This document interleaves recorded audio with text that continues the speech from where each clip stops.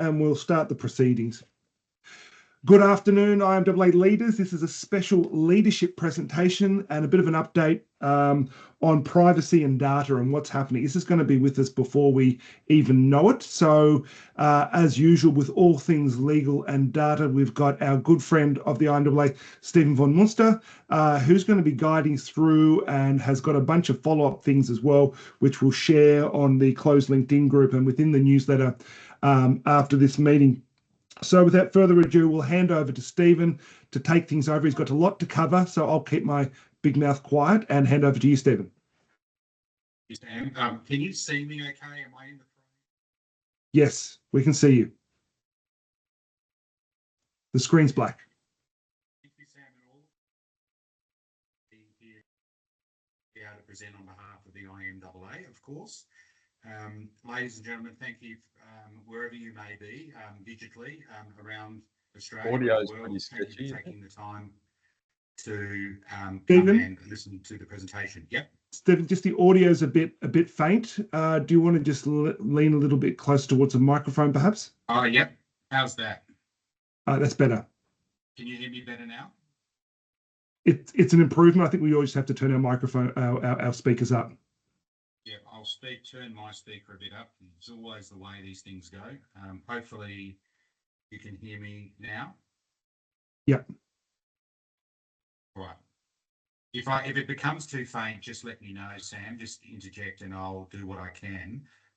Technology always does this to us. If there's a continuing issue, I could grab a set of headphones and plug them in and talk on headphones. So we'll just wait and see how that goes.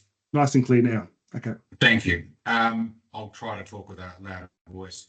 So, thank you for joining me today on what is really quite an important topic for the industry. The presentation today, I only have 45 minutes, and that includes questions if there are any as we might go along, or we can do them at the end, Sam, any way that you would like. So I need to move at a reasonably fair clip. So today's topic is...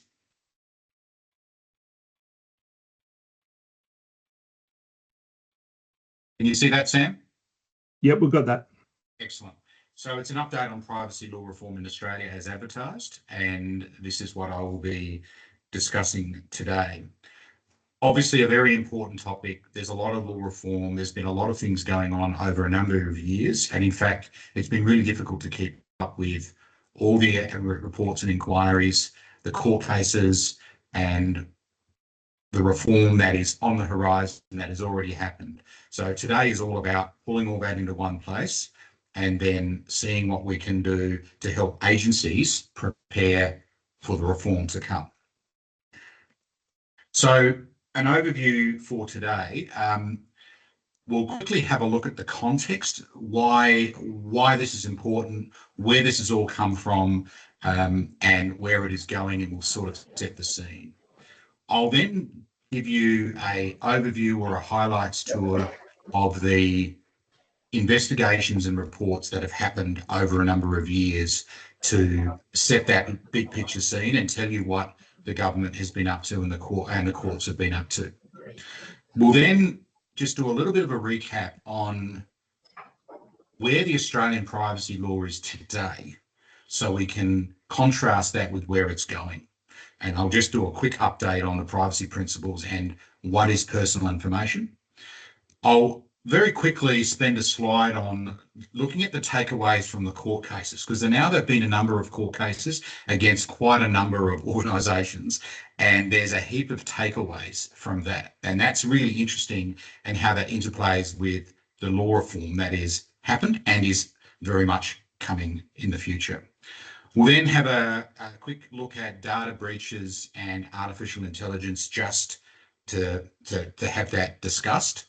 And then, of course, what really matters is getting future ready and some tips around what agencies can start doing and start looking out for to be ready for the law reform when it comes. Sam, I'm happy to take some questions at the end. And of course, feel free to reach out to me at any time. Any of your members can give us a buzz or send us an email, and I can try to do what I can to answer some questions. There will be a copy of this slide deck available for you at the end, and there will also be another special document, which I'll talk about in a moment. So context. Everything okay, Sam? Yeah, I think that was Yep. just someone's speaker. Just proceed. Oh, okay, no worries. The context of where this has all come from. So it's really important to remember that there's been a number of problems and issues with privacy and data that have been evolving for some time. With the big platforms, Facebook, Google, some of you may remember Cambridge Analytica. There's been a myriad of data breaches, privacy breaches, all sorts of concerns about what I call consumer privacy, but personal privacy issues globally, but now here in Australia. Of course, all of this is occurred because of a modern day problem, being the advent of technology that is supposed to make our lives easier. Yes, technology has revolutionised the way brands engage with consumers, but it has created challenges for consumer privacy and for the regulators, who really got caught left-footed on this a few years ago, as we'll talk about. So what we have had happen is we've had pervasive collection and utilisation of data by the platforms. Their privacy collection practices have been opaque, not properly disclosed, and it's created this problem of uncertainty and apprehension for businesses and consumers. There's been the high-profile data breaches, and I mentioned Cambridge Analytica there because that is the one that kicked everything off some years ago. Data has become a commodity, it's become valuable, it is traded, it is bought and sold, it's used for targeted advertising, other types of advertising, and this is, of course, the urgent need for regulatory intervention, according to our government, so that we can restore trust in the digital ecosystem. So, to my mind, and where I see it happening, was that the beginning of the end for the wild west of unregulated approach to collection and use of data commenced in December 2017. And as we will see, some really significant regulatory steps have been taken since then by the Australian government, the ACCC, and that is the Australian Competition and Consumer Commission, and the Office of the Australian Information Commissioner. So ACCC deals with consumer protection, OAIC deals with privacy, and the courts. So this work is continuing, and there's some significant changes to come. But this is when this changes started to happen in December 2017. It is really agencies, and really I'm talking with you as agencies today, how you can embrace what is coming, prepare your people, systems and organisations, and we'll have a commercial advantage when the laws arrive. And we'll talk about what you can do at the end of this presentation as a suggestion. So I'm going to be giving some practical tips at the end, and hopefully they'll be useful for you. There's no silver bullet answer to this. Very much it depends on your agency and what you do, but at least you will have a menu of things you can think about. Now, it's really important that the article that I've prepared for the IMAA, or bespoke a little bit for media agencies, Data and Privacy Law Reform in Australia, where are we now and where are we going?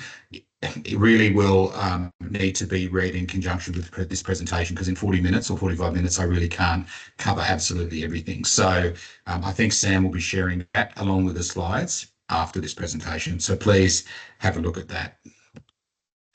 So the current investigations and reports, and most of you would be aware that there's been a lot going on with the government in the privacy space.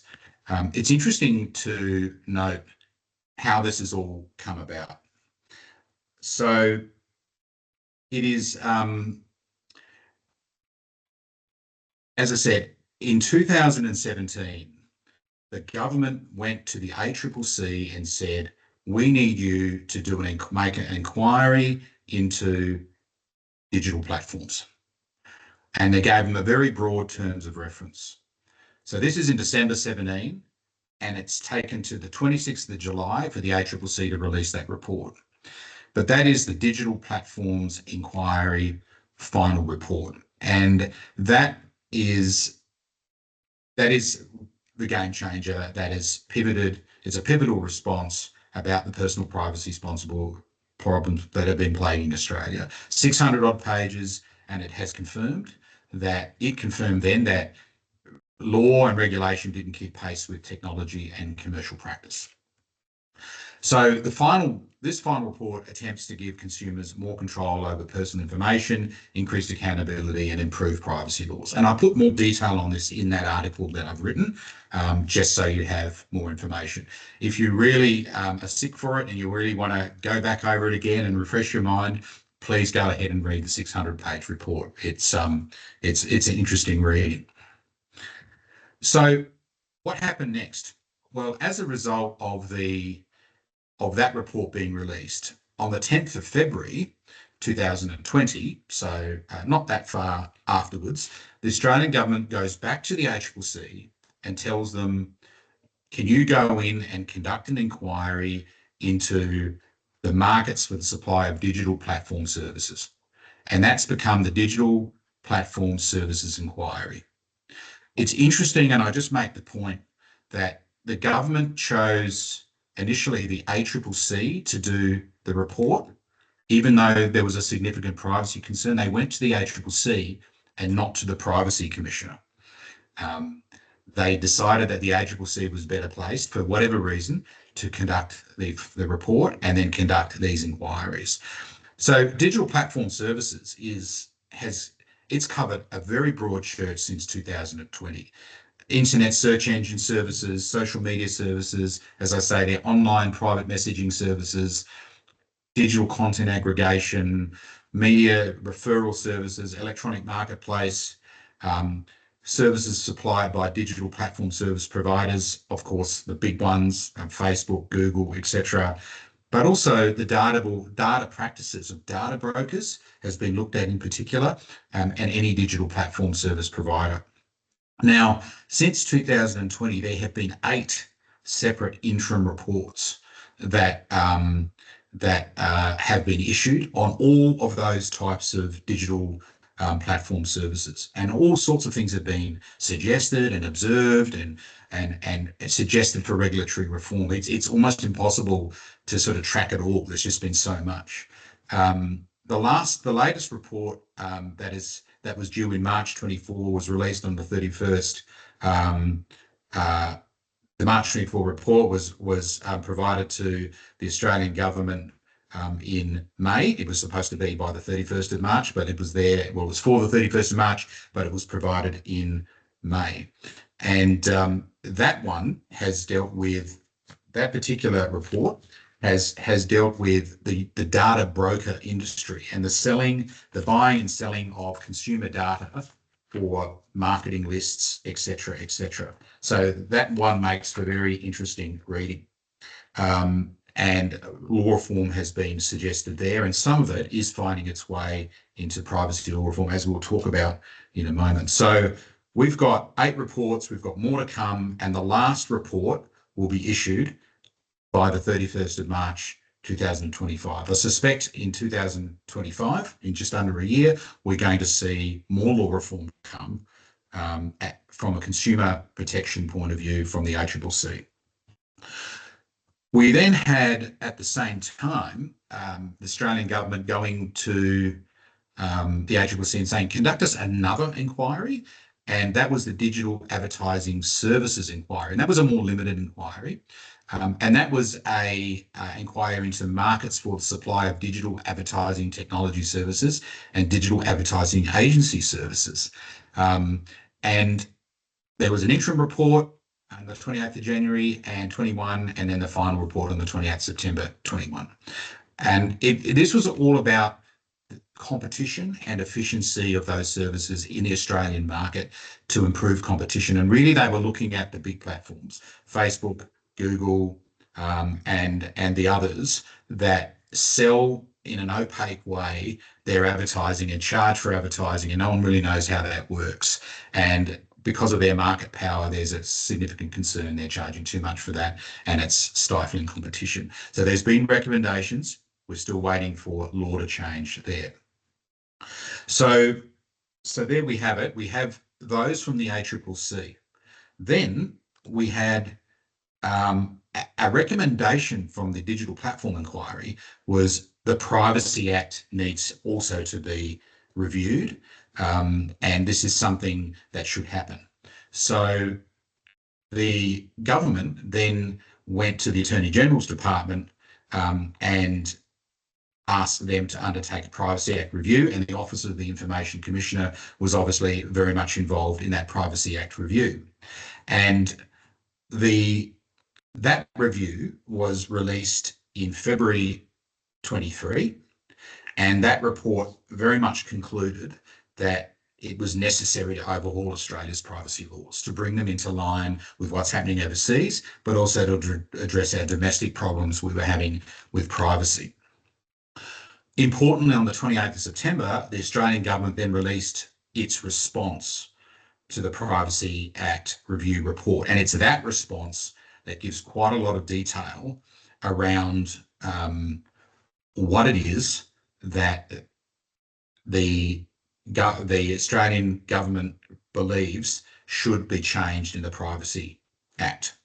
Now, there was 116 proposals that came out of the report, and out of those 116 proposals or recommendations for law reform or change was, in the response from the Australian government, they broke it down into 3 different areas. There was 38 that were agreed to by the government for straightaway law change. So they're happening now. And then 68 were agreed in principle. And many of those 68 will also find their way into short-term law reform. And then there was 10 that were noted for future review. So just briefly, so the 38 that were agreed, for example, more guidance on what should be in privacy policies. Development of Australian privacy principle codes. Special codes will now be developed particularly for the platforms. So you'll see that Facebook, Google and some of the big platforms are going to have a code that they are going to have to comply with because the government doesn't quite trust them. There'll be specific guidance on new technologies and emerging privacy risks, such as high-risk activities like biometric and facial recognition data, that kind of thing, and particularly about protecting children. All right, so these are the things that we're going to see. Further, another interesting one is that they're going to require special disclosures to be made where automated decision-making is occurring using personal information, which touches upon AI. So, look, I've just mentioned 3 or 4, but there's 38 of them that have been agreed. Out of the 68 which have been agreed in principle, a lot of those are going to be picked up as well. And for example, I just give you a quick snapshot of those. These are all in my article, by the way, so you can go ahead and look at a detailed summary of them. But things like the designation of a senior privacy officer in every organisation, privacy impact assessments for high-risk activities. And as I mentioned, the children one will be a mandatory one that will be occurring. Broadening, and we're going to talk about this, but the broadening of the definition of what is personal information, and I'll talk about that more. There's a requirement for a 72-hour notification if there's a data breach. That's already happened. That law change has already come into force, and we'll talk about that in a moment. Having organisations, doesn't matter who they are, record why they're collecting personal information. What is the legal basis upon which you do that? Because you cannot collect personal information even now unless it's for a legitimate business purpose of your organisation. And critically, ensuring consent is voluntary, informed, current, specific and unambiguous. So there's some of the things that have been agreed in principle, and we're going to see those coming in the short term. And then some of the things that have been noted, but when they say noted, they're going to have more, they need to go more out to the market to investigate how they're going to make this work. They're going to do it, but they need to spend a bit more time talking with industry, government, and seeing what it would look like. One of the interesting ones there is they're going to allow, if it goes through, individuals to opt out of targeted advertising. Good luck. I think the genie's out of the bottle on that one on a global scale, but that's one of the things that will be potentially coming forward. I mentioned there that there's no particular privacy law draft or bill before the Parliament at the moment, but we're expecting that the government will unveil proposed changes to the Privacy Act in August, so next month. So we're all going to see what happens next month and see if any of these predictions come true. There will be specific protections for children online at that point. So they're the inquiries that we've had and the reports and where things are currently at. And as you say, it hasn't finished. ACCC is not finished until 31 March next year, and then we'll get the report maybe a month and a half later. So there'll be tranches of new law coming in. The key takeaway, and it's something I'm talking about consistently through this presentation, is obviously there's going to be new law and codes. Transparency, consumer protection, and privacy and data will be the focus. But in all the reports that I've read and all the court cases that I've read and all the times I've been looking at this since 2017 in detail, and then earlier when I was looking at this in 2014 when the new laws came in 2014 and the Australian privacy principles first came in, a critical thing and recurring theme out of the court cases and all of that is choice, consent and control being afforded to consumers or individuals, and you'll see why as we go through. But please remember that choice, consent, control. It's a recurring theme. So that's where we are with the reports and the landscape. We're going to quickly look at the Australian privacy principles and what that means at the moment and where we are with the current law. It's just a recap. So most of you would know that there's a Privacy Act and there are 13 Australian privacy principles. They've been around since 2014. Before that, we had the national privacy principles. And in 14, these were the ones that replaced them. If you're an APP entity, you need to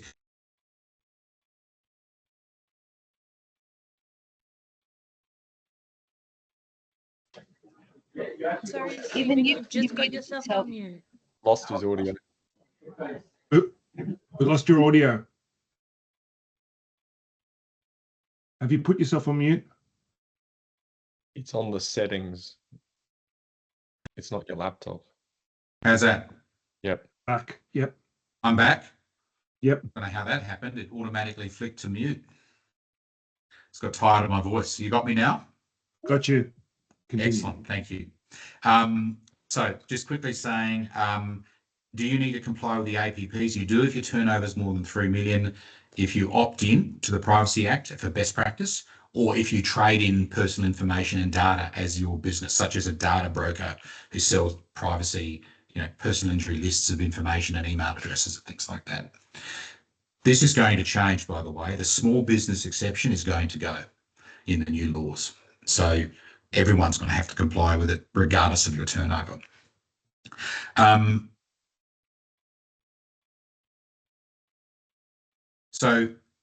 But of course, you only need to deal with the Privacy Act and comply with the APPs if you are dealing with personal information.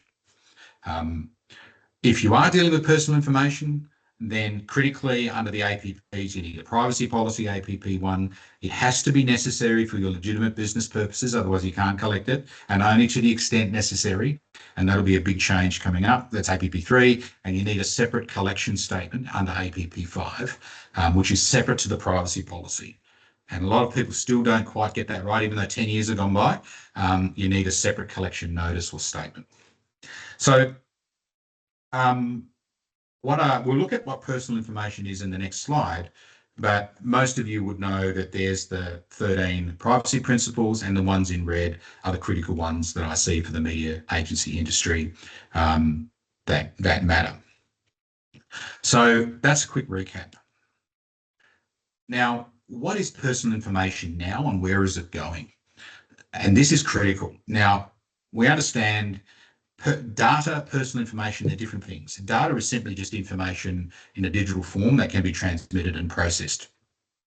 Under the current law, personal information is information or an opinion about an identified individual. So Stephen von Muenster's name, address, email address, mobile number identifies me, or an individual who is reasonably identifiable. That hasn't been explored well under Australian law for the last 10 years, but if you can combine anonymous data with available other data and put it together and identify me as a human, then it becomes, then what you have in your hands is personal information.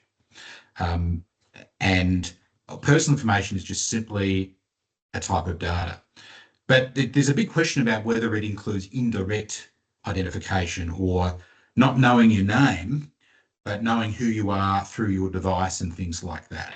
Now, the GDPR, the General Data Protection Right in the EU, and the Californian definitions are far broader, and I've just mentioned them here just so you can see. But the point I'm making there, whilst we have a narrower definition of reasonably identifiable, which is a bit uncertain, which is why the law's changing. In the GDPR, it could be any indirect information that can identify you. So that even if they don't know your name, if they know your location or there's behavioural circumstances or factors that they can take into account, some sort of device identifying number, there's all sorts of ways. That is personal information. And the California one as well is very similar. Anything that could relate to or be linked with a person, but it doesn't need to be name, rank, and serial number. It is just relating to a person. So, and you can see there's a whole lot of indirect digital type of indicia that could identify someone, and that is personal information. So what does that mean?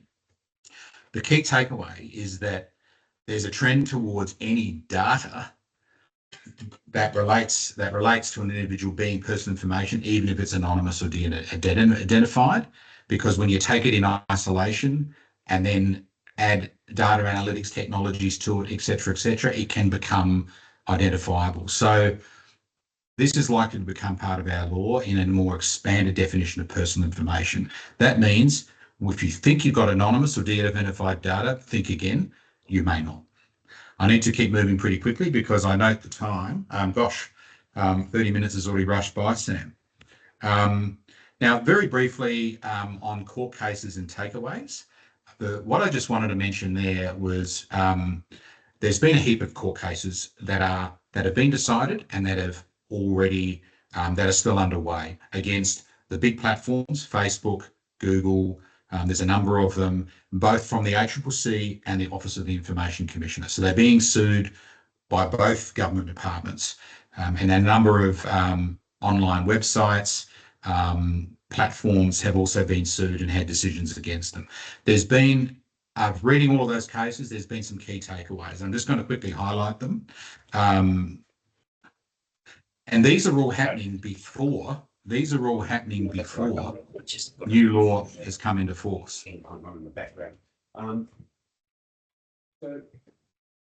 Sorry, yeah. And so really, the critical thing is the terms and conditions around consumer data has to be presented in a way that consumers can understand it. And these are the things that the courts are saying, not the government, but the courts. Consumers need to have an informed choice about how their data is handled, not some default setting that always applies and they don't know what's going on, which is what happens in apps and things like that, or used to happen. Misleading statements made in privacy policy, some random privacy policy that a company's got, but they just never obey their own privacy policy. That's misleading or deceptive conduct. There needs to, if they haven't obtained explicit informed consent, that can lead to liability under the Australian consumer law. If you are hiding your disclosures in layers and folds of privacy policies and website and app terms, that's not going to work. Courts have now found that consumers are time poor and they're just not going to click through layers and layers and layers of terms and conditions and read them on their phone and digest that for 15, 20 minutes or an hour to try to work out what's going on. So that won't work either. So it really needs to be relevantly disclosed upfront so that a person can make an informed choice as to whether they want to disclose their data. And it's really important to understand that any agency that that is part of the supply chain that is working with a client, and the client becomes liable and the ACCC sues the client, it is possible that the agency and the individual employee in the agency is liable as well for aiding and abetting the contravention of the Privacy Act or the consumer law. So it's just something as an agency and a risk issue that you just always need to be aware of. Choice, consent and control is coming out of these cases.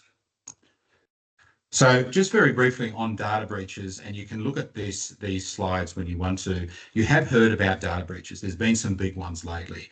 And a data breach happens when there's been personal information accessed or disclosed without authorization.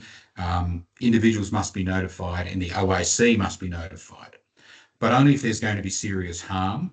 And usually these big data breaches will cause serious harm because it's about identity theft. But there's a process you need to go through about assessing whether there's going to be serious harm. And there's only a data breach if there's serious harm. Now, in 2022, the Privacy Legislation Amendment, Enforcement and Other Measures Act came into force. And that was an emergency thing they brought in for the data breaches that have been happening. Australia has the most data breaches per capita in the world. All right. And we all would remember Optus, Medibank, Ebsworth, MyDeal, Canva. And just in the last 6 months, there's been a number of others, data breach after data breach. It's a serious concern. And whilst before late December 2002, you had 30 days to investigate a breach. Now you have to report a data breach within 72 hours. And if you don't, the penalties are huge. The greater of 50 million or 30% of a company's turnover are possible penalties. So just understand that the data breach laws are very significant and it's something you need to take into account. But they're there enforced now, these new laws. I just quickly leave this slide for you to have a look at, but what can you do about data breaches?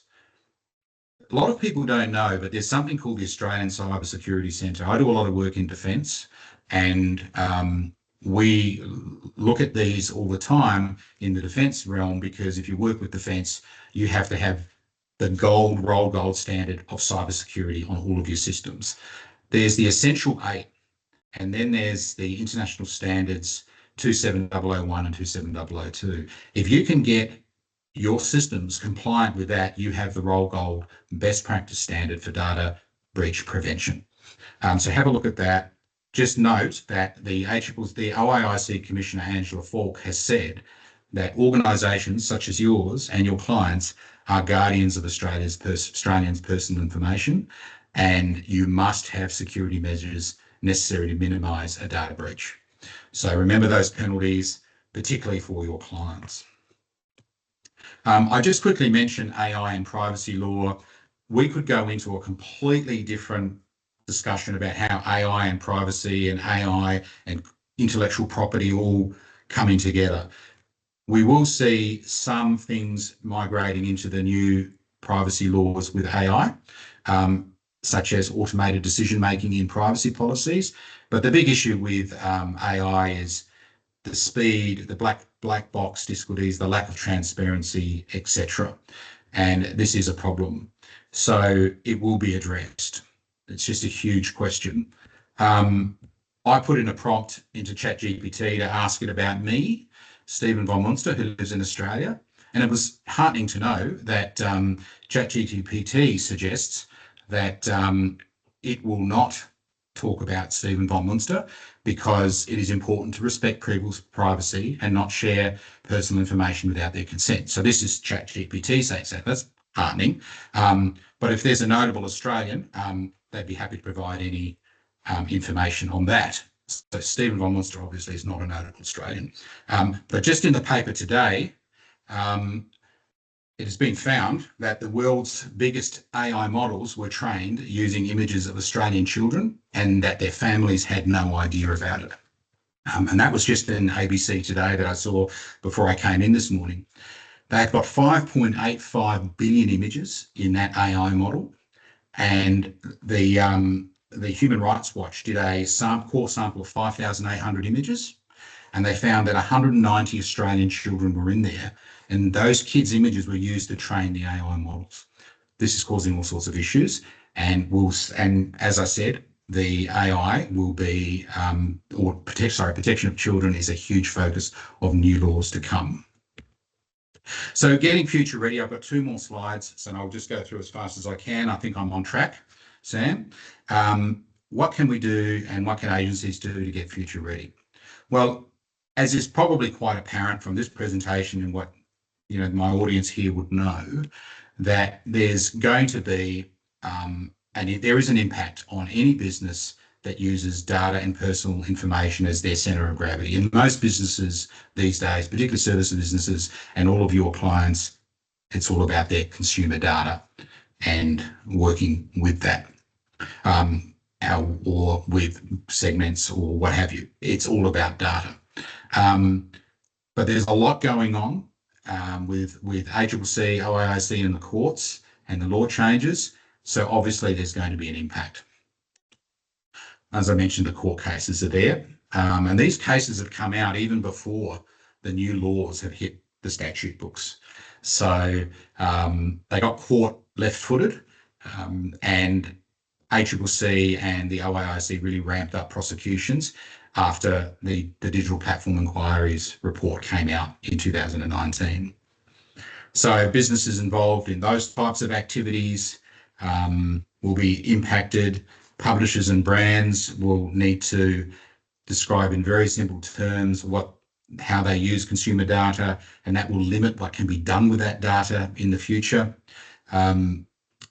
Customer-driven business models, selling of segmented data for targeted advertising, if that's a business you're in, customer loyalty schemes and selling data from customer loyalty schemes like Flybys, all of that's going to be severely limited.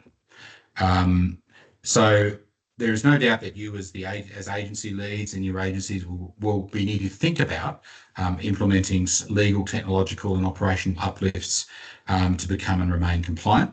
I like to think of it as being a whole of agency approach to give effect to changes to the extent that they apply to you and your clients. And obviously this will take time, effort and some cost. As I mentioned before, transparency, consumer protection and privacy data is a focus, and choice, consent and control is what matters in reality, not just lip service and some privacy policy. So the final slide, here are some tips of things that you can do today. So it's really important to begin by refreshing your privacy and data protection practices even before the reforms come into legal force as what we call no regret activities.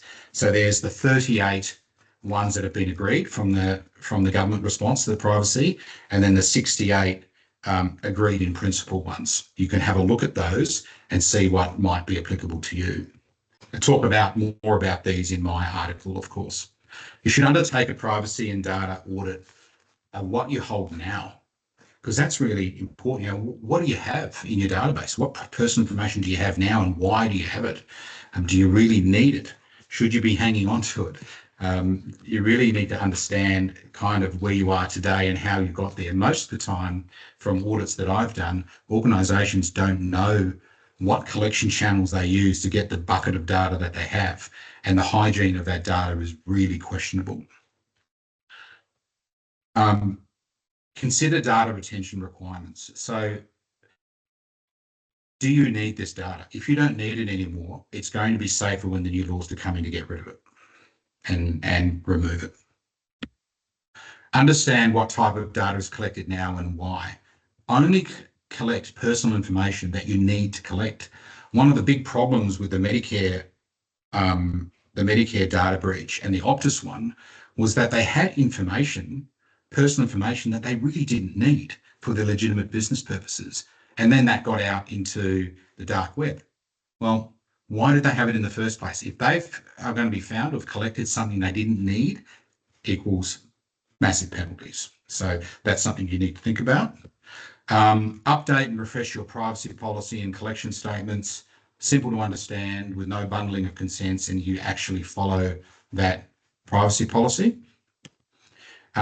You should always be undergoing ongoing reviews and assessments as time goes on, because it's a dynamic, organic thing. You don't just do it once and put it away. Staff security and management training. That's really an important one.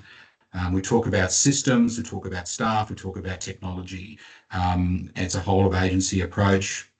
This is no different to your clients as well. They would need to do the same thing, but you need training for your staff ongoing, once a year or so, and particularly if they work remotely, and what security protocols you have in place there. Managing your external stakeholders. So that is your supply chain. Companies and businesses and technologies that you use and license to assist you do what you do as agencies, whether it be programmatic or whether it be some sort of serving or whatever it is you're using for your agency. You need to make sure that those third parties in your supply chain and tech stack are actually complying themselves. So you need to have a close look at that to make sure they are of a good standing when it comes to compliance. You can implement and update security measures, and I talked about the Essential 8 and international standards that can help you uplift your security measures. Get external assistance, cybersecurity experts, obviously legal assistance if you need it, et cetera, to help pull all these things together. Implement and update appropriate technological measures, everything from virus software to the latest updates and patches and all of that sort of thing, ensuring this is constantly happening with your technology. Absolutely critical, it doesn't matter what size you are, to have and develop and implement a data breach response plan, because you can lose data. The likelihood of doing it if you've got the Essential 8 is greatly reduced, but it is something that you should have ready to go, because if you don't have one and it happens, then the fine and penalty could be so much worse. Obviously, keeping up to date, technological ability and agility. As new technologies come in, new workarounds and new fixes need to be found to ensure that hackers can't get in and leaks can't happen. So it's just, there's always the yin and the yang there with technology. And the most important one that I always like to mention is, as agencies, you have client relationships, and clients are fantastic in their contracts at telling the agency how compliant the agency needs to be with everything from modern slavery through to privacy, through to probity and non-bribery and all of that. You have a myriad of social responsibility clauses that apply to the agency. But hang on, this applies equally to the client, because it's an ecosystem. Privacy won't work unless everyone in the supply chain is compliant. So you need to make sure that your clients and your contracts with your clients are also fair, and put obligations on the client to comply with privacy requirements as you provide your services to the client. So that's a critical one, because as I said, you could be liable as an agency if your client does something wrong and you're involved in that supply chain, if there's a connection between what happened and the services you gave. So, Sam, I did pretty well. You did very, very well. Do we have time for questions? Yeah, we do, if you want to. I just know at the time it's 45 minutes in. So, members, whilst we have Stephen here, are there any questions you want to shout at him?